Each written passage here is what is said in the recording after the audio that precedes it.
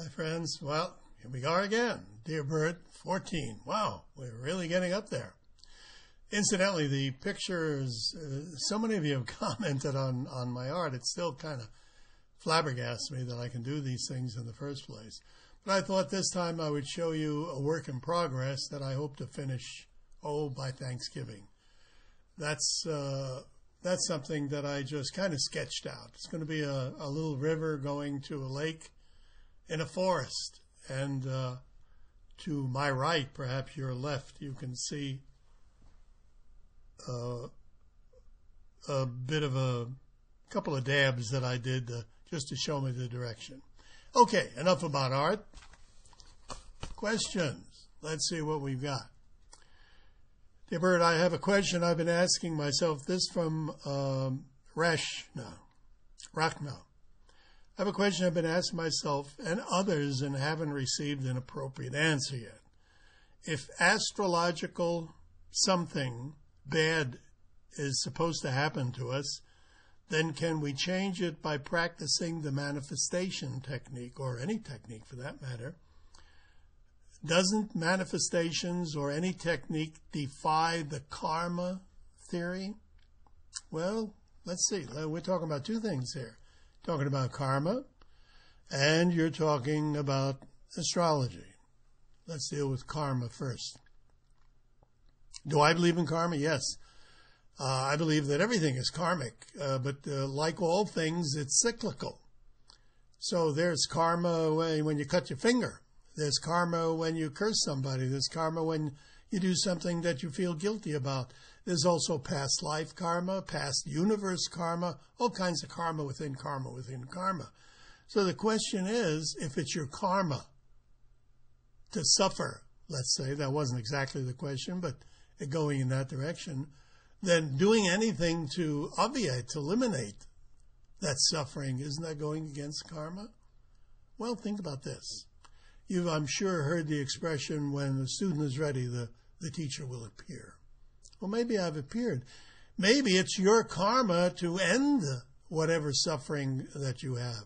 So the manifestation is not going around the law of karma. That is still karma. It's your karma now to listen to whatever technique I have, the wave of goodness as an example. If it was your karma to be in pain, well, those of you who looked at the wave of goodness, hey, it was your karma to be healed at that point. Now, what about astrology? Now, astrology is an art that is centuries, millennium old, thousands of years old. So far be it from me to say that there's nothing to it. As a matter of fact, Ovi Sehested, who I wrote the book Better and Better with many years ago, wrote the definitive work on astrology, and we had many conversations about it. And I've kind of determined that astrology is kind of an impulse. It's as though you were, let's say you're walking up a hill, and if somebody had their hand at your back and was pushing you gently, it would be much easier for you to walk up that hill. That's astrology. If you use it correctly, that's the hand pushing you up the hill. That doesn't mean that you can't get up the hill anyway. You can. It's just a little bit more difficult. So is there something to it? Well, once again, what you believe to be is for you, not necessarily for everyone, but for you. Is there something there to karma, to astrology? Well, I've just said that. Play it again if you want to hear my viewpoint on it. We've had a lot of comments on those who've had a benefit from the wave of goodness. And many of them ask, can they do it as well? Anything that I'm doing, you can do. There's no magic in me. The difference is that I am totally confident. So confident that I take my ego out of it. What is the ego? Your ego is your opinion of yourself. So I don't tell myself I'm a great healer, I'm a great this. That's nothing to do with anything. I'm neutral about it. I'm always skeptical. I'm always kind of surprised when these things happen. But I do them. My intention is to do whatever it is that I'm doing. My intention is to heal. My intention is to develop a new concept. My intention is to write a great story, to paint a great picture, whatever. And if it comes out fine, it's great as far as I'm concerned. Mainly, you want to be neutral. You want to be in that uncaring state. I know you care, or you wouldn't do it in the first place. But you want to be in the neutral state with regards to your emotions. Dear Burt, first of all, thanks. I'll pass that. I would like to know your take on what will happen in the year 2012. Is there any truth behind all that floating around? What's going to happen in 2012? Well, what's going to happen in 2012? It's going to happen right after 2011 and just before 2013. In 2013, I'm going to pass a big mark in my life because in 2013, I'm going to be closer to 90 than I am to 80. So what am I going to do? Well, I've got to think of something really big for 2013. And I'm kind of mulling it around my mind now. I've got plenty of time because I've still got 2010 and 2011 to deal with, and 2012. 2012 is going to be a great year, good year for everyone. The economies of the world are going to be better. It's going to be bad for those who think it's bad because it's not going to be bad. It's going to be good. All right, question. I have money challenges. Is there a way to make this go away forever? I'm so stressed over making money, it's not healthy. Well, first of all, what do you want money for?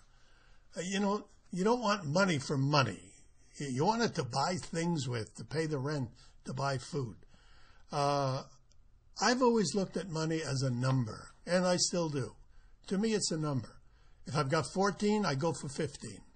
If I've got 100,000, I go for 150,000. With everything I do, with quantum jumping as well. If we dispense 10, I want to dispense 15. If I help 20 people, I want to help 25 people.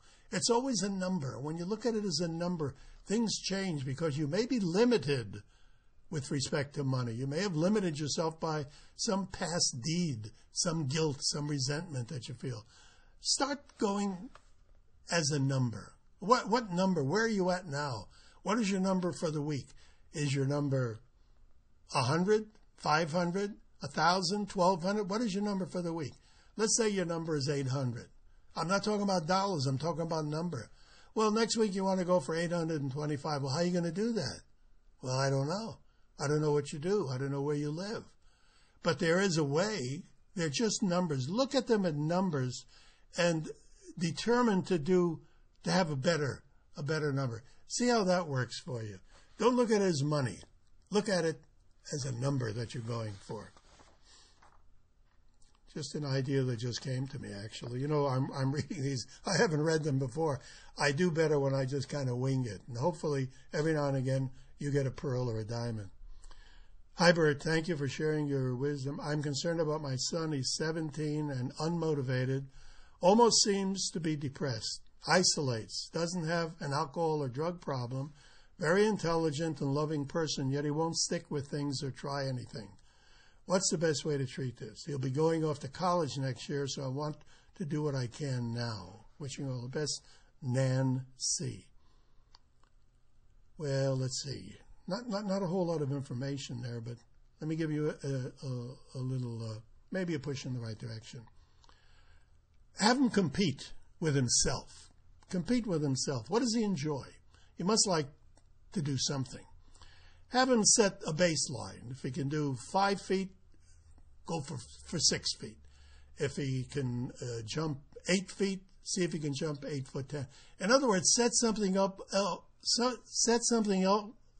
for him. Pardon me.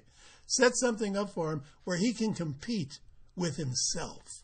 As soon as he starts competing with himself, he'll be motivated, and he doesn't have to compete with anyone else. Whatever it is, self-competition. I know it only took me about 20 seconds to give you that. I hope there was enough there for you to get some meat out of that, because as I'm looking at the clock here, I see we're at 9 minutes and 30 seconds, and I'm almost going to be shut off in a few seconds. Hopefully some of you got something out of this session. I hope you got a pearl or a diamond or two. Be back with you soon, and we'll have a couple of surprises for you and more time involved for the Thanksgiving, Dear Burt, number 15. So thank you for watching. Have a good day and a good week and a good month, and I got to tune off right now. Bye.